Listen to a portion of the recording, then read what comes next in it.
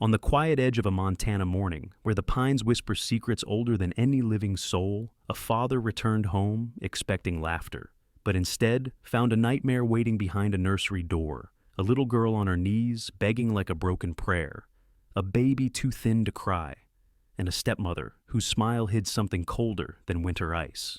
What Caleb Mercer discovered that day would tear open the dark and awaken a courage he never knew his children carried, and beside them, a German shepherd with the heart of a warrior, ready to stand between innocence and evil. Before we begin this journey of love, danger, and the light that always returns, tell me, my friend, where are you watching from today? I hope wherever you are, your day is warm, peaceful, and filled with good things. Dawn hadn't fully broken over Ash Grove, a quiet Montana town stitched together by frost, pine forests, and small lives that tried their best to stay warm against the cold. June was supposed to bring soft breezes and wildflowers, but that morning carried the leftover bite of a late spring chill. A pale silver mist hugged the fields and drifted across the two-lane road leading toward an old farmhouse at the edge of town, the home of Officer Caleb Mercer, a man whose badge was clean even when his soul felt bruised from the things he had seen in 12 years of service. Caleb was 35, tall with broad shoulders that carried both duty and regret. His brown hair, once thick, now showed the slightest trace of gray at the temples, earned not from age but from sleepless nights and days that stretched longer than they should. His eyes were a steady hazel, a color that softened easily around his children, but hardened fast in danger. Beneath the uniform was a man who loved deeply, but often missed too many moments because the world never stopped needing him. Walking beside him, matching every step with fluid grace, was Ranger, his 5-year-old German shepherd.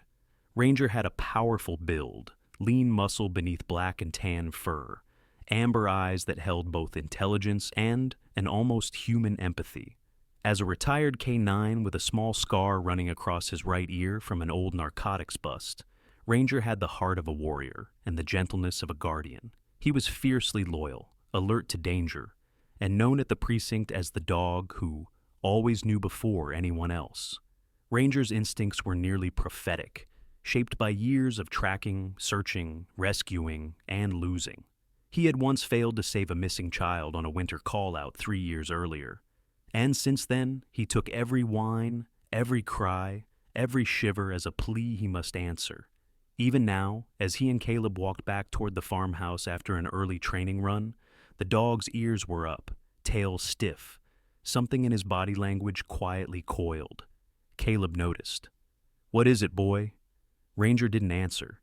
He simply stared ahead at the house, the farmhouse whose peeling white paint and sagging porch gave it the look of something tired, but still holding together.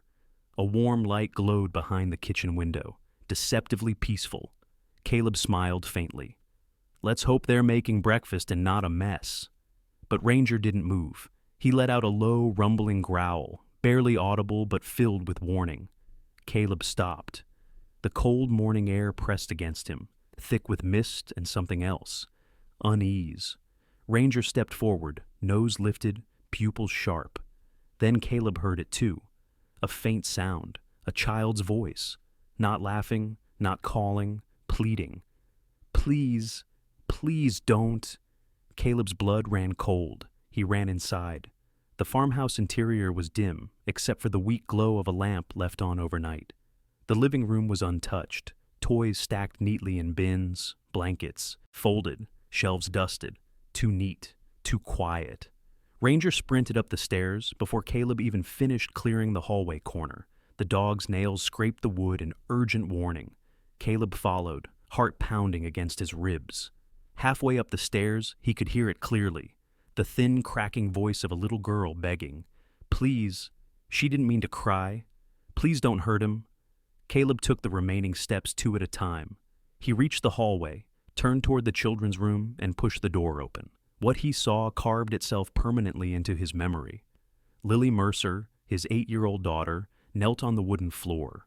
Lily was a small girl, slender, pale, with long chestnut hair often held back by a lavender ribbon her late mother used to tie for her. She had soft blue eyes that normally sparkled with curiosity, but now brimmed with terror. Her nightgown, decorated with faded yellow stars, hung crooked from one shoulder. Her cheeks were streaked with tears, her lips split, her knees red from pressing against the unforgiving floor. What defined Lily most, more than her delicate frame, was her heart, brave, selfless, gentle in a way that quietly endured the world. And that brave heart was breaking. Behind her, pressed against the nursery wall, was Jacob, only 14 months old, tiny, fragile, with sandy blonde curls and wide, innocent eyes. His onesie hung loose over his thin body, and he whimpered softly, instinctively clutching at Lily's nightgown as if she were the last shield between him and harm. Towering over them was Erica Mercer, Caleb's second wife. Erica was a woman of 32, tall, with toned arms from years of yoga and a face the town often complimented. High cheekbones, full lips, and dark auburn hair always tied in a sleek bun. She dressed impeccably, spoke sweetly to neighbors, baked for church events, and had a talent for making others believe she was gentle and refined.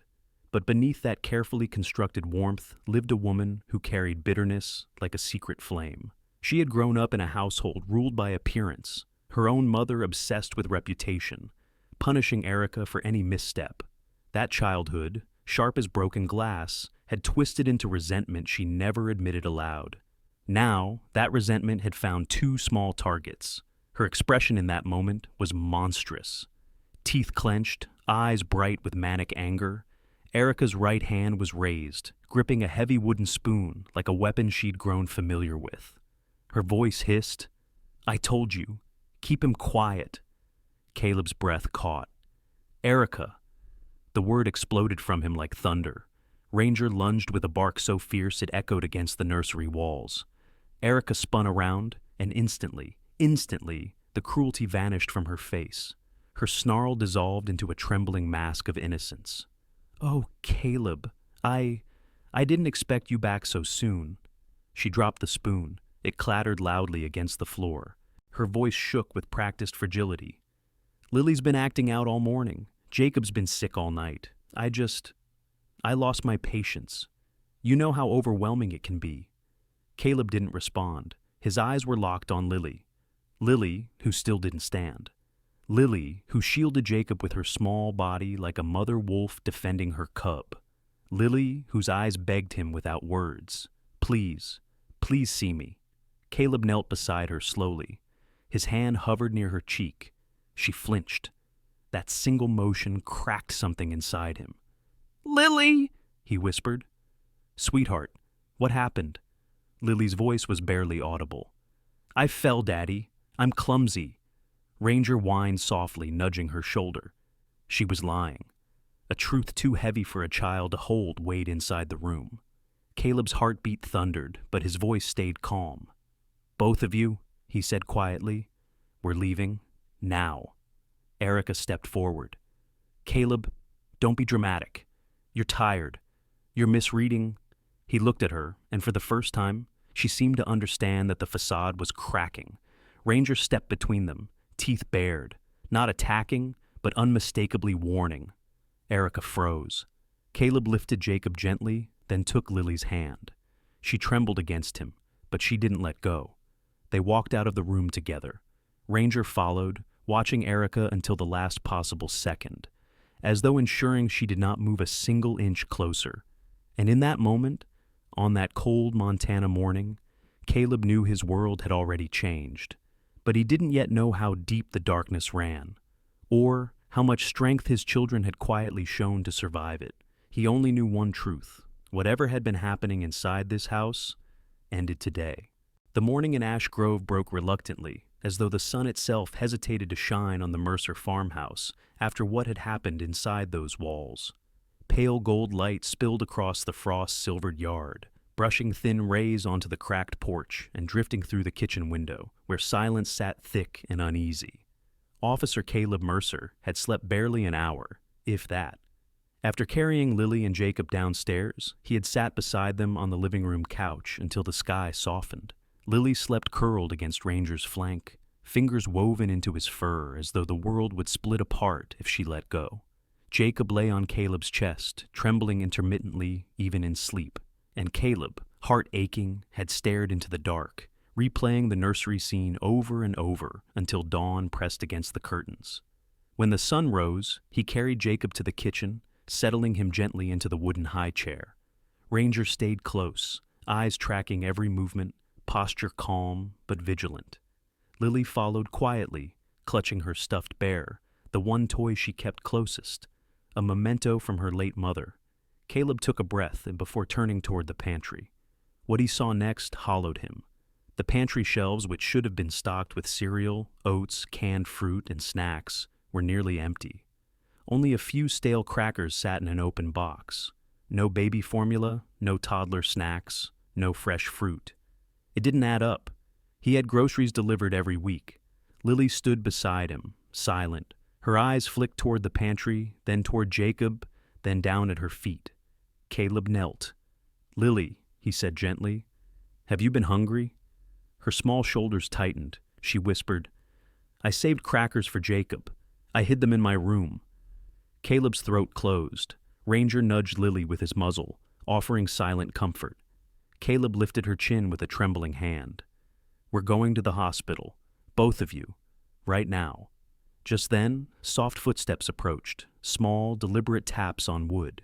Caleb glanced toward the hallway. Mrs. Helen Miles, their neighbor, peeked into the kitchen. She was nearly 70, short and round, with soft gray curls and eyes that saw more than she spoke. She wore a faded cardigan and old gardening jeans, the kind with knee patches and dirt stains that never fully washed out. Mrs. Miles always carried an air of tired sadness. Her only son had died in a logging accident years ago, and since then she had lived alone in the small blue cottage next door, pouring her grief into her garden of lilacs and sunflowers. "I heard shouting last night," she said quietly. "Thought you should know." Her gaze drifted to Lily's bruised cheek. Her breath caught, and she covered her mouth with her hand. "Dear Lord." She approached slowly, kneeling beside Lily. Her voice softened into a trembling whisper. "Sweetheart, did someone do this to you?" Lily stepped back instinctively, hiding behind Ranger, who shifted, to block the adult without aggression, but with unmistakable protectiveness. Mrs. Miles froze. I won't touch you. If you need help, I'm here." Caleb thanked her, voice tight. "I'm taking them to the hospital now. Please call Sheriff Donnelly and tell him I need a welfare check on Erica Mercer." Mrs. Miles nodded, squeezing his forearm gently before leaving. The drive to Ash Grove Medical Clinic felt endless. Caleb drove with one hand while the other rested on Jacob's leg. Ranger rode in the back seat beside Lily, pressing his body against hers until she finally rested her head against him. Exhaustion overtaking fear. Ash Grove. Medical was a small beige building, tucked between a post office and a coffee shop. As soon as Caleb stepped inside, the nurse at the front desk looked up. Nurse Tammy Greer, a stout woman in her 50s with stern brown eyes and a voice that brooked no nonsense, froze for half a heartbeat before rising from her chair. Tammy had worked in the clinic for 27 years. She had seen farm injuries, bar fights, logging accidents. But the one thing she had never been able to bear was harm to a child. Her own daughter had died from a congenital heart defect at age 6, and since then Tammy had become fiercely protective of every child who walked through the clinic doors. She rushed forward. "Oh my God, Caleb, what happened?" Before he could answer, Tammy called down the hallway. "Sarah, exam 3, now." Dr. Sarah Whitfield stepped into view almost immediately. She was in her late 30s, tall and slender, with unruly brown curls pinned into a loose bun. Her eyes, warm hazel with flecks of green, softened the moment she saw Jacob in Caleb's arms. Sarah carried a gentle steadiness shaped by history. She had once volunteered in crisis clinics in New Orleans after Hurricane Katrina, witnessing both devastation and miracles. That experience left her with a deep compassion and a refusal to overlook signs of neglect. "Bring them here," she instructed, leading Caleb into the exam room. Sarah's examination was slow, meticulous, quiet. She studied Jacob's weight, measured bruises, documented burns, and frowned deeply when she found signs of prolonged malnutrition. She murmured things to her nurse, words like underweight by several pounds, healing burns inconsistent with accidents, developmental delay. When she turned to Lily, her voice was soft as feather dust. "Sweetheart, can I look at your face?" Lily swallowed and nodded. Sarah's brows knitted when she found the finger-shaped bruises on her jaw, the swelling on her cheek, the fading yellow-blue marks on her arms. "Lily," she whispered, "you're very brave. Thank you for letting me help you." While Sarah finished her notes, Tammy stepped out to make calls to law enforcement, CPS, and the on-call pediatric specialist. Lily sat on the exam table beside Ranger, who kept his head on her lap, his quiet presence anchoring her to safety.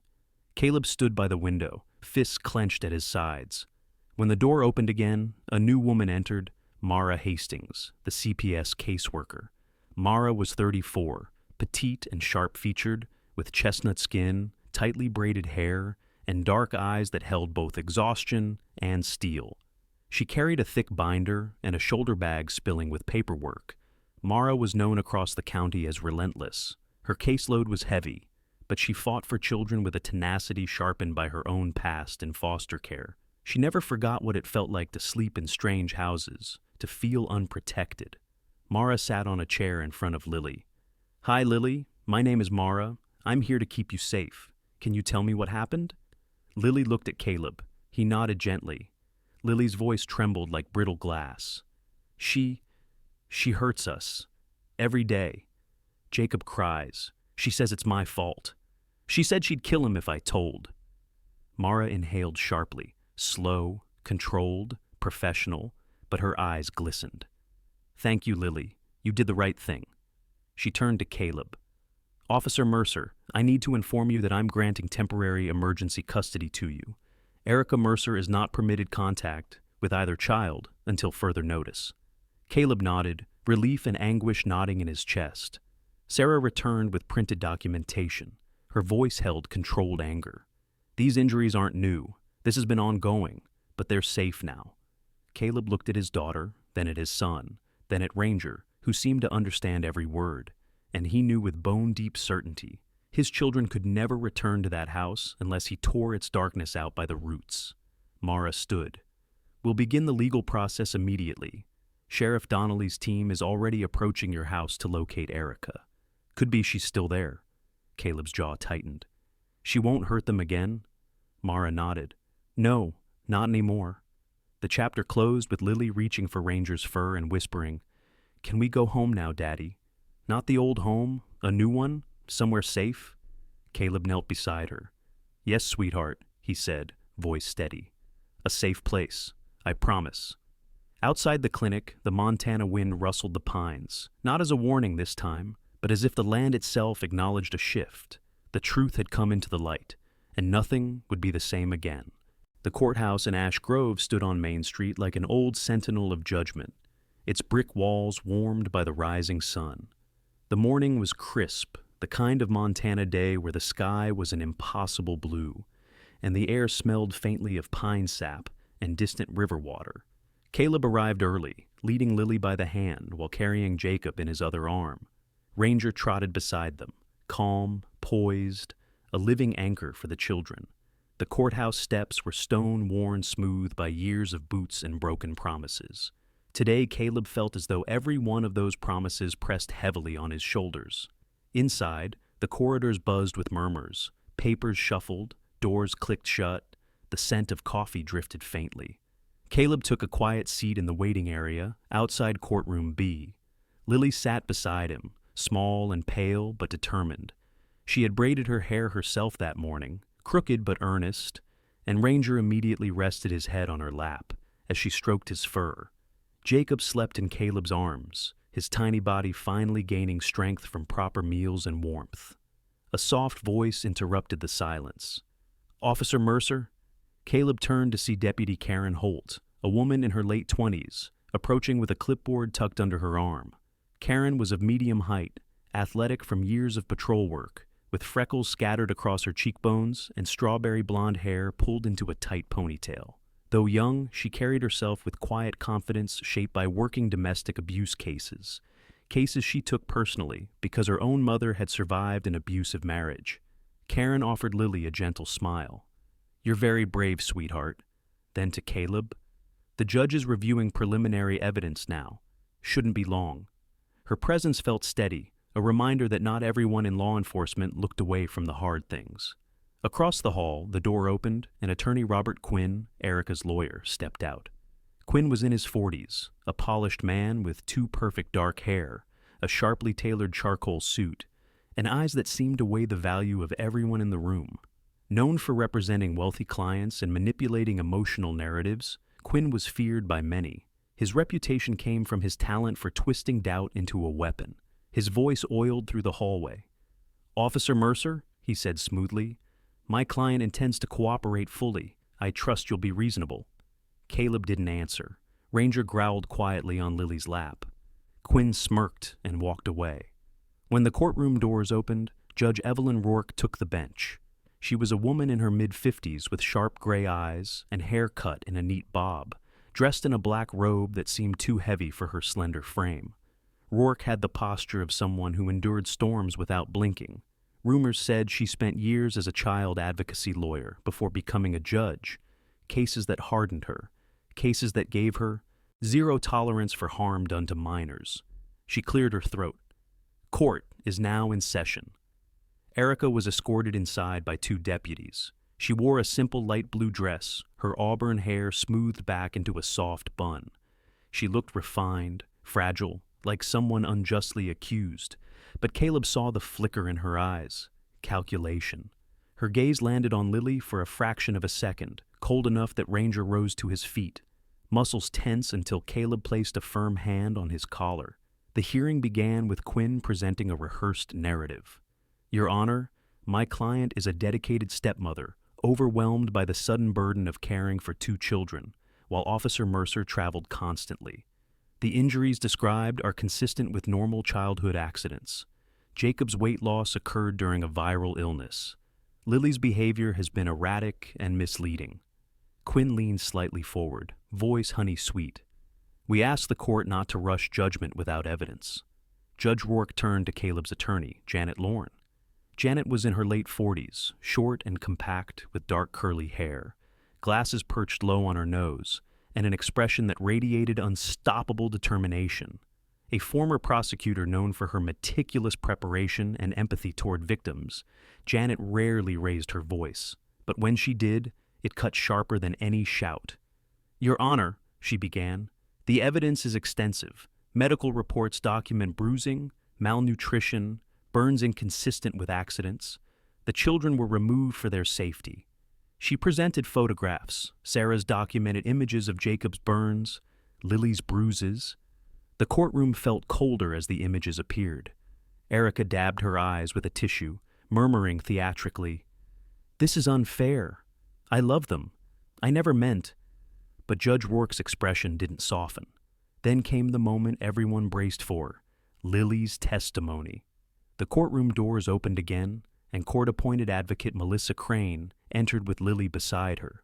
Melissa was in her early 30s, tall and slender, with soft brown skin, kind brown eyes, and long braids wrapped in a neat bun. She radiated warmth and quiet authority, shaped by years volunteering in youth shelters after surviving neglect as a child herself. She knelt before Lily before entering the stand. "You are safe. I'm right here." Lily walked to the witness chair, clutching Ranger's collar, allowed only because the judge sensed the dog's presence steadied her. Ranger sat at her feet like a stone guardian. Judge Rourke spoke softly. "Lily, do you understand that you need to tell the truth?" Lily nodded, swallowing hard. Janet approached gently. "Sweetheart, can you tell us what life was like when your dad was away?" Silence at first, then Lily's voice, thin but courageous. She got mad a lot. She would hit me when Jacob cried. She would say it was my fault. She said, if I told anyone, she would hurt Jacob worse." Her small hands trembled. "She locked me in my room sometimes. No food." She looked at Jacob, asleep in Caleb's arms. "I tried to take care of him. I tried to keep him quiet." Erica's voice cracked like glass. "She's lying. She's confused. Caleb fed her all these stories." Judge Rourke slammed her gavel. "Sit down, Mrs. Mercer." Next came Sarah Whitfield. She testified calmly, professionally, describing medical evidence. Nurse Tammy added her own observations. Then came the unexpected witness, Mary Ann Keller, the housekeeper who had left 3 months earlier.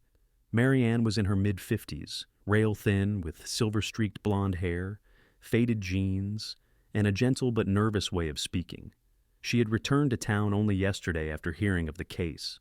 I saw Mrs. Mercer hit Lily once. She told me to stay out of it or she'd fire me. I left. I regret that." Her voice broke. "I'm sorry, Lily." Piece by piece, the truth stacked itself into a fortress Erica could no longer scale.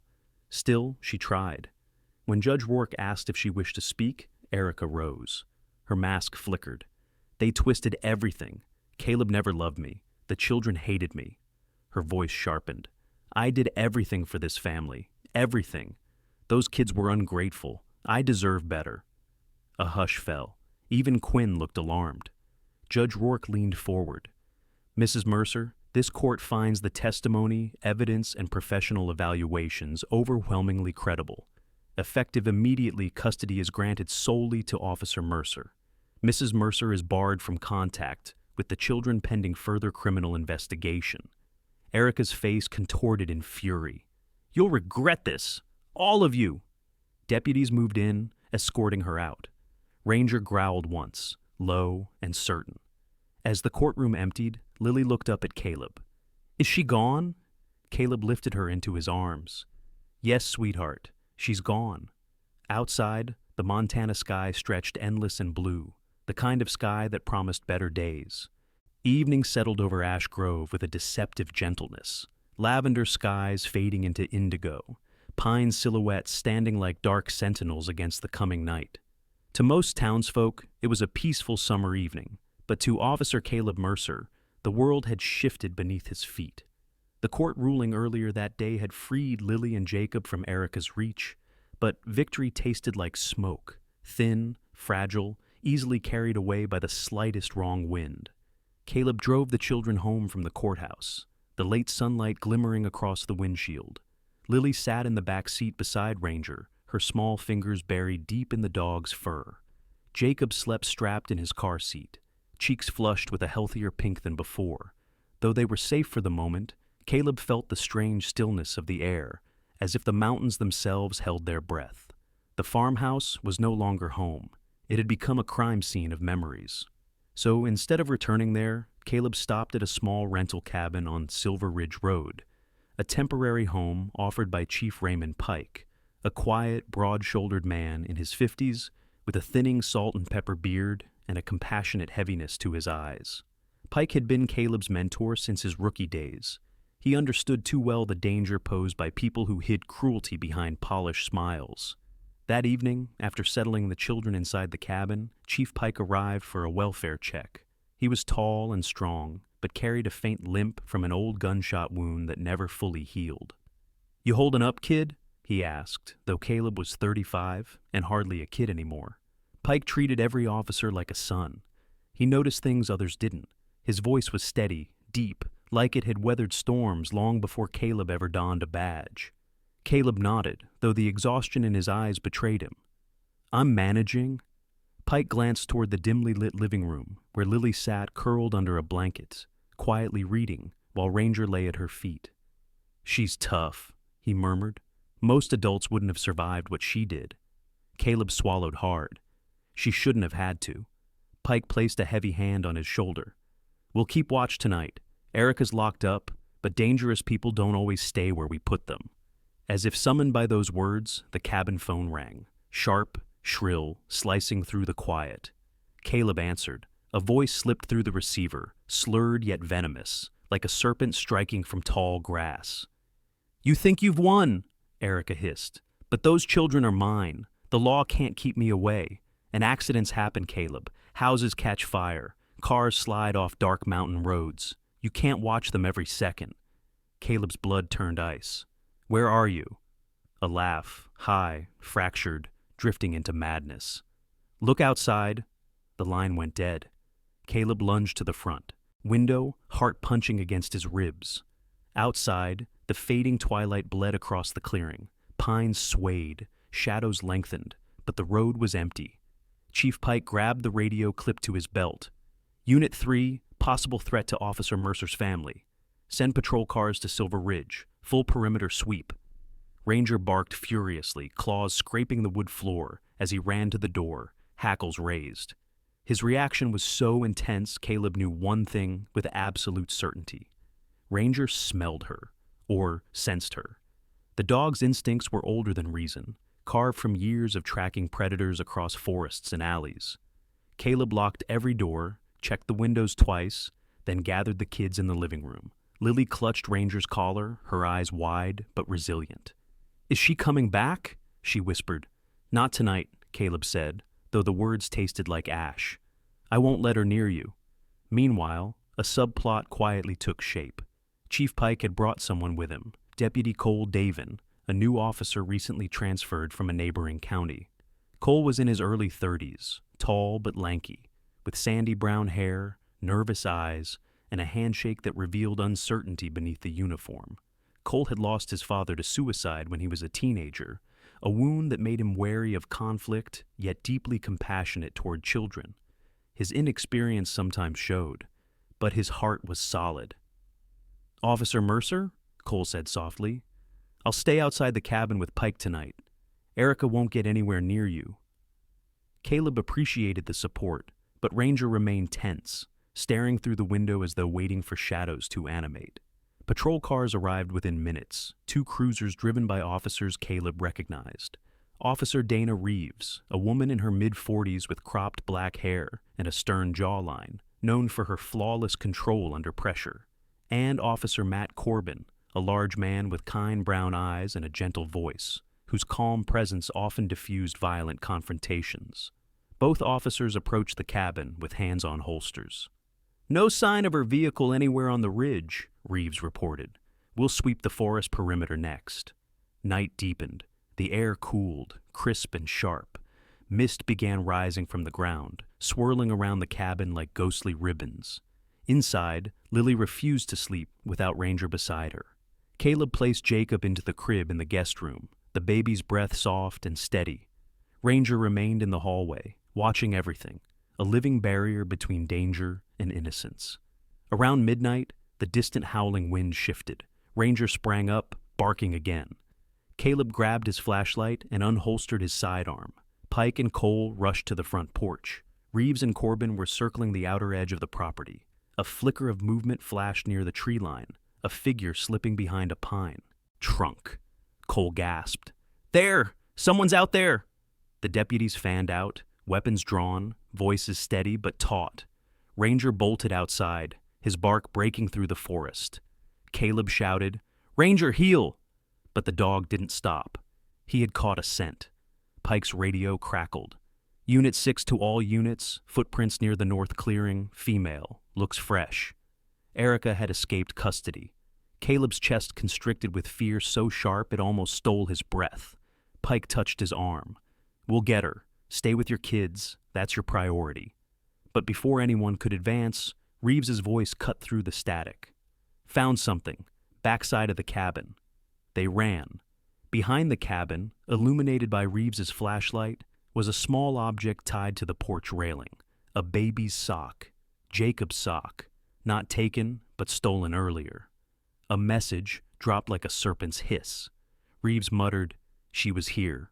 A branch cracked in the darkness. Ranger growled, pivoting sharply toward the sound. His body stiffened, tail high, his stance that of a warrior facing a predator. The forest swallowed the shadow before anyone could pursue. Erica had slipped away again, retreating deeper into the wilderness. Pike turned to Caleb. "She's playing games, psychological warfare. She'll try to break you down before she makes a move." Caleb clenched his fists. "She'll never get close enough." They returned inside once the perimeter was secured. Lily sat awake on the couch, eyes shining with fear, but also something stronger, trust. She whispered, "Ranger won't let her get us, Daddy." Ranger settled beside her, head lifted, gaze locked on the door. Outside, officers patrolled the property through the night. Erica remained somewhere in the forest, a dangerous shadow slipping between trees. The chapter closed with Caleb sitting silently beside his children, Ranger pressed firmly against Lily, and the Montana wind whispering through the pine needles like a warning not yet fully spoken. The wolf had returned, but a protector stood ready. Morning crept slowly over Silver Ridge Road, as if the sky itself was reluctant to intrude on a night filled with tension. Golden light settled on the pine needles, still glittering with dew. The cabin that had been a refuge now felt like a fragile outpost between safety and danger. Caleb had barely slept, sitting upright on the edge of the couch, Ranger resting at his feet, ears twitching with every sound that rustled the forest outside. The first rays touched Ranger's fur, turning the black and tan coat into something almost bronze. The dog rose, stretched, and pressed his head against Caleb's knee, sensing his exhaustion. Ranger had slept even less than Caleb. Every hour he paced from door to window, ensuring no unseen threat crept closer. Lily woke first. She stepped quietly into the living room, wrapped in a soft quilt. Her long chestnut hair was tangled, her eyes still shadowed by fear, but holding something new: determination. "Daddy?" she whispered. "Is she gone?" Caleb lifted her onto his lap, feeling how small she still was, despite her courage. "She's somewhere in the woods," he admitted. "The deputies are searching." Lily nodded slowly, absorbing the truth with the quiet resilience of someone forced to grow up too soon. Ranger put his paw gently on her foot, earning a faint smile from her. A soft knock sounded on the door. Ranger barked once, sharp but not aggressive. Caleb opened the door to find Sheriff Donnelly, a man in his early 60s, tall and barrel-chested with silver hair and a neatly trimmed beard. Donnelly had the calm authority of someone who had seen decades of crime and chaos, but never let it erode his measured patience. His uniform was crisp despite the long night, his brown eyes sharp but sympathetic. Next to him stood Detective Hannah Bryce, called in from the neighboring county to assist. Hannah was in her early 40s, wiry and athletic, with close-cropped dark hair and sharp cheekbones. Her eyes were a cool gray, observant, calculating, hardened from 12 years working missing persons cases. Rumor around precinct circles said Hannah had lost her younger sister to a domestic violence incident many years ago. It shaped her, fueled her, and made her relentless in cases involving children. Sheriff Donnelly removed his hat. "Caleb, we found Erica's footprints near the creek bed. Looks like she stayed close most of the night, but she knows we're hunting her." Hannah stepped forward, her voice low and analytical. "She's desperate, unpredictable, and angry. People like her don't run. They strike. She'll try to get leverage. She'll wait for a moment when you're off guard." Caleb straightened. "She won't get it." Hannah studied him. "You need rest. You'll make mistakes if you're exhausted." Before Caleb could respond, Lily came to the doorway, Ranger at her side. Hannah knelt, softening her posture. "Hi, Lily. I'm Detective Hannah. I'm here to help keep you safe." Lily's voice trembled. "Will she come back for us?" Hannah didn't lie. "She might try, but we'll stop her." Ranger sniffed Hannah's hand cautiously, then accepted her presence. That was enough for Lily.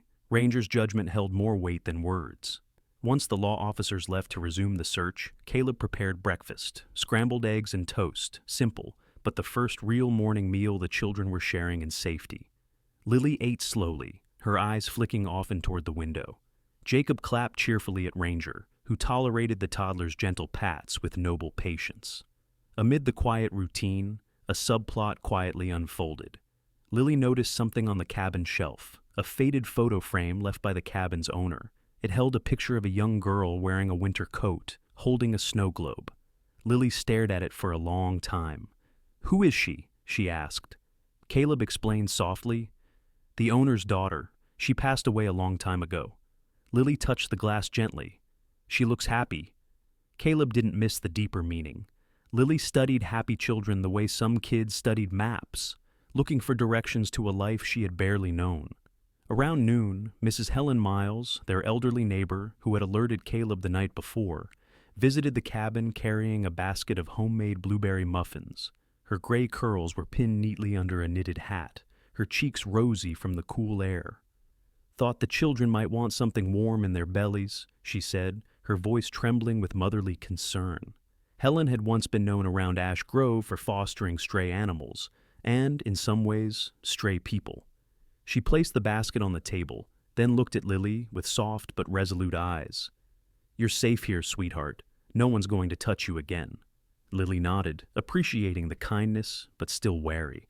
Helen's visit was brief. She didn't linger, sensing the family needed quiet rather than conversation. By early afternoon, detectives radioed in new information. Erica had stolen a car from a rural service road, a dark blue Ford Escape, owned by Marty Krause, a local mechanic in his 50s with a thin build, big hands stained with years of engine grease, and a mild stutter that worsened when he was anxious. Marty reported his vehicle missing and mentioned seeing a woman with messy hair and crazy eyes lurking behind his garage at dawn. That meant Erica was mobile, and that raised the threat level. Sheriff Donnelly returned to the cabin with updates. His voice was grim. "We've issued a state alert. Roadblocks are being set up. If she tries to leave the county, we'll know." Caleb asked the question already clawing at him. "Why would she steal a car instead of grabbing the kids?" Hannah answered, arms crossed tightly. "Because she wants to choose the moment. She wants you scared." The afternoon faded into a long, uneasy evening. Caleb tried to keep the children occupied. Coloring books, soft music, stories read aloud. Ranger watched the windows, the door, the yard, his vigilance never wavering. Lily sat close to Caleb as he read from a picture book. "Daddy," she murmured, "when this is over, can we have a house with no dark corners?" Caleb's heart cracked. "Yes, sweetheart. We'll find a bright house, with big windows." Lily nodded solemnly, leaning her head against his arm. Then, just as dusk began to fall, Caleb's phone buzzed. A message, unknown number. He opened it. It was a photograph, taken through the cabin window, of Caleb, Lily, and Jacob sitting on the couch. The timestamp, 23 minutes earlier. Caleb shot to his feet. Ranger leapt up, barking violently at the back wall. His entire posture screamed danger. Caleb grabbed the children, pulling them behind him. His voice thundered, "Everyone inside! Away from the windows!" He called Sheriff Donnelly, breath uneven. She was here. She was watching us. Within minutes, squad cars arrived again, lights flashing. Detectives swept the area, but found nothing. No footprints, no vehicle tracks, no broken branches. Erica had slipped through the trees like smoke. As officers patrolled, Hannah stepped beside Caleb. "She's stalking you. She wants to get inside your head. This is escalating." Caleb looked down at Lily, trembling but quiet. "She won't win." Hannah nodded. "Then stay alert. Don't let her separate you from your kids." Night fell fully, cool, deep, and filled with unknowable corners. Inside the cabin, Caleb held Lily and Jacob close. Ranger lay across the doorway, one ear raised, eyes half open, guarding even in sleep. Outside, somewhere beyond the tree line, Erica moved like a shadow, preparing for the next strike. The confrontation was coming. But for now, the children were alive. Light had begun to return, faint, fragile, but real. In the end, this story reminds us of a truth as old as Scripture itself. Darkness may rise, but it never wins when love stands its ground. Sometimes God sends his miracles quietly. A father who returns home at the right moment, a child brave enough to speak the truth, a loyal dog who guards without fear, a community willing to protect the innocent. These are the everyday miracles that still happen in our world, even when we are too tired or too heartbroken to notice them.